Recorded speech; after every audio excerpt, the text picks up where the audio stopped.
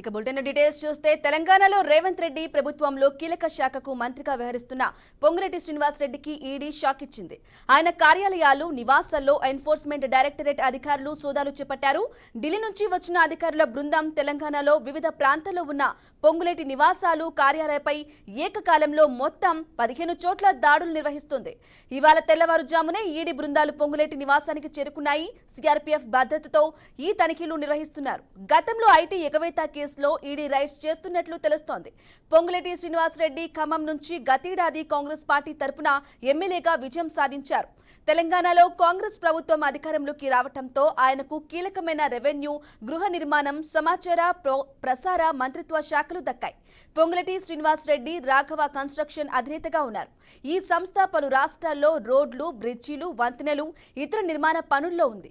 భారీ కాంట్రాక్టు పనులు చేపడుతోంది. ఈ నేపథ్యంలో ఆదాయానికి తగ్గట్టు ఆదాయ పన్ను చెల్లించకపోవటం, మనీ లాండరింగ్ ఆరోపణలతో ఈడీ ఆయన నివాసాలు, కార్యాలయాల్లో దాడులు చేస్తున్నట్లు ప్రచారం జరుగుతోంది.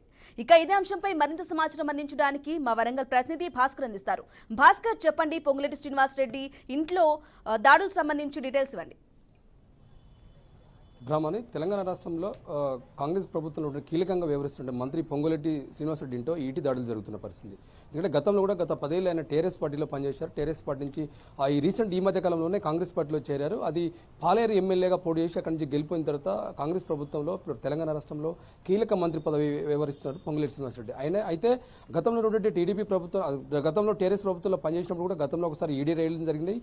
ఆ నేపథ్యంలోనే ఏమంటే పెద్ద మొత్తంలో అప్పుడు ప్రభుత్వం అధికారం ఉంది కాబట్టి పెద్ద మొత్తంలో చేయలేని పరిస్థితి. అయితే ఈ ప్రస్తుతం ఇప్పుడు కాంగ్రెస్ ప్రభుత్వంలో కొనసాగుతున్న మంత్రి పొంగులేటి శ్రీనివాసరెడ్డి మరొకసారి ఈడీ రైడింగ్ చేస్తున్న పరిస్థితి. ఈ రోజు ఉదయం 6:30 గంటల నుంచి మొత్తం 15 ప్రాంతాల్లో మొత్తం ఏకదాటిగా మొత్తం 55 జిల్లాల బృందాలు మొత్తం ఈడీ సోదాలు చేస్తున్న పరిస్థితి. ఆ నేపథ్యంలోనే ఎందుకంటే తెలంగాణ రాష్ట్రంలో కీలకంగా వ్యవహరిస్తున్నటువంటి కాంగ్రెస్ ప్రభుత్వంలో కీలక నేతైనటువంటి పొంగులేటి శ్రీనివాసరెడ్డి, ఒక బిగ్ షాట్గా ఉన్నటువంటి పొంగులేటి శ్రీనివాసరెడ్డి మీద ఈడీ దాడులు జరగడం తెలంగాణ రాష్ట్ర వ్యాప్తంగా కాంగ్రెస్ పార్టీ ఇవాళ మింగుడుపోయినటువంటి పరిస్థితి. ఎందుకంటే ప్రధానంగా ఉన్నటువంటి పొంగులేటి శ్రీనివాసరెడ్డి మీద దాడులు చేయడం ఇవాళ పెద్ద మొత్తంలో తెలంగాణ రాష్ట్ర వ్యాప్తంగా చర్చ జరుగుతున్న పరిస్థితి ఉంది. బ్రాహ్మణి అయితే ఇప్పటికే ఆయనకు రాఘవ కన్స్ట్రక్షన్స్, ఆయన పెద్ద అధినేతగా ఉన్నాడు. రాఘవ కన్స్ట్రక్షన్ 2 తెలుగు రాష్ట్రాల్లో పెద్ద మొదలు ప్రాజెక్టులు కావచ్చు, బ్రిడ్జీలు, కన్స్ట్రక్షన్ చాలా అటువంటి రోడ్లు, ఇతర వర్కులు లక్షల కోట్ల రూపాయల వర్కులు చేసిన పెద్ద కన్స్ట్రక్షన్ కంపెనీది.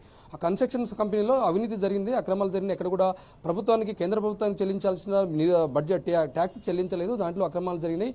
సుమారుగా 1500 కోట్ల రూపాయలు చెల్లించాల్సిన దాన్ని ఎగవేత చేసిందని చెప్పేసి ఇప్పుడు పొంగులేటి ఇంటిపై దాడులు చేసిన పరిస్థితి. ఏకకాలంలో 15 ప్రాంతాల్లో ఆ పెద్ద మొత్తంలో దాడులు చేస్తాను. ఇప్పటికే వరకు ఒక క్లారిటీ వచ్చిన పరిస్థితి. నిజంగానే గతంలో ఐటీ కట్టలేదా, నిజంగా కడితే ఎంత కట్టిందో దానికి సంబంధించిన క్లారిటీ రావాల్సిన అవసరం అయితే ఉంది.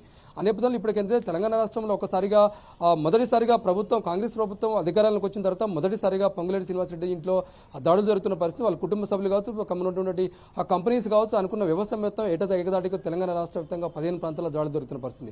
దానికి సంబంధించి ఇప్పటికే ఒక క్లారిటీ వచ్చిన పరిస్థితి.